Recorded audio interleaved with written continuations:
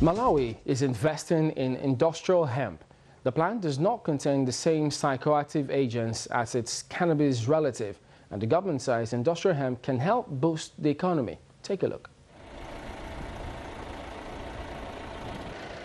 Trials on different varieties of industrial hemp are being conducted at the Chetsi Research Station in Lilongwe after permission was granted to the Agricultural Department and a local company to carry out further research in 2015. Industrial hemp typically contains less than 1% of tetrahydrocannabinol THC, the psychoactive component of the cannabis plant. The plant is used in a variety of products from food to construction materials. Invigro, the company behind the project, says developing hemp provides an opportunity for the country to diversify from tobacco and bring in more foreign exchange. Without a proper diversification strategy, Malawi will be very, very constrained, because from the balance of payments point of view, the gap between our imports and our exports is widening. Imports are far much outstripping exports, so we need a diversification where we can bring in other export products or cash crops that can earn, or other ventures that can earn foreign exchange. And we believe that industrial hemp product lines have that potential for export market. Kwacha, Malawi's currency, came under pressure last year, partly from falling export revenues from the country's main crop, tobacco, as global commodity prices fell. The country plans to start commercial cultivation of industrial hemp by the end of this year, but state experiments will continue to identify low-drug varieties of the crop. Hemp is grown for its fiber, oil, and its use for textiles, construction, and paper industries. Hemp seeds are also used to make cosmetics and food additives. The value addition in industrial hemp products would offer opportunities for the youth to get jobs.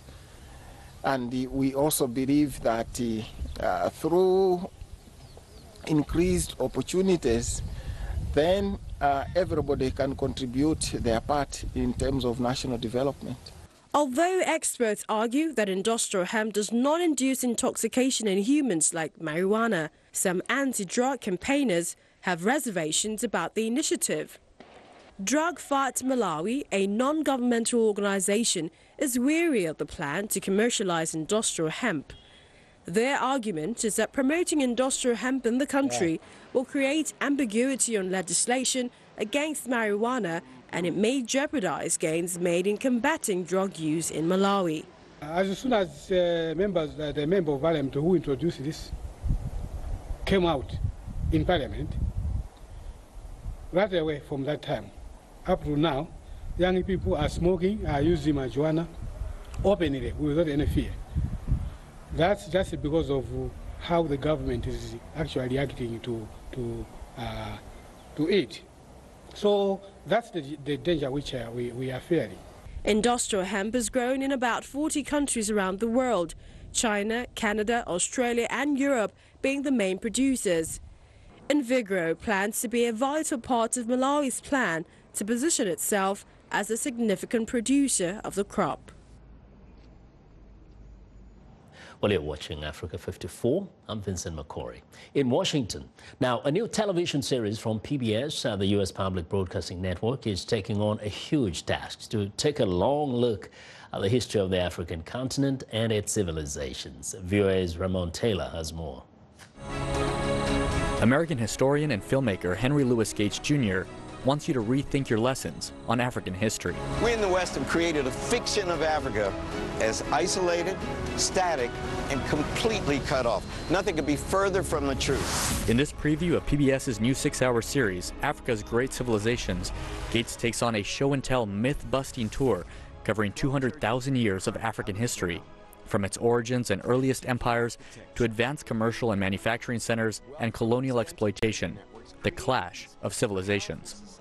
Those who attended a preview screening at New York's Council on Foreign Relations say the film sparks personal revelations that Western-centric history books sometimes fail to mention. My understanding was the reason that there was so little about Africa in history was that, there was nothing written, there was no records, it was all oral, it was, there weren't really these great civilizations anyway.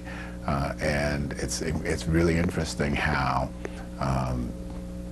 people are now finding ways to shine a light on these things in ways that, qualify as history. In one episode, Gates takes us through the continent's empires of gold, bringing to life the economic prowess of the West African Mali Empire and its 14th century emperor. It's often claimed that Mansa Musa is the richest man who has ever lived. Most people's notion of Africa is much more recent. It's more about slavery and colonialism and some of the challenges that the continent has faced over the last several decades. But I think what the film does and what the series does is to connect today and where Africa is today with its past and its history.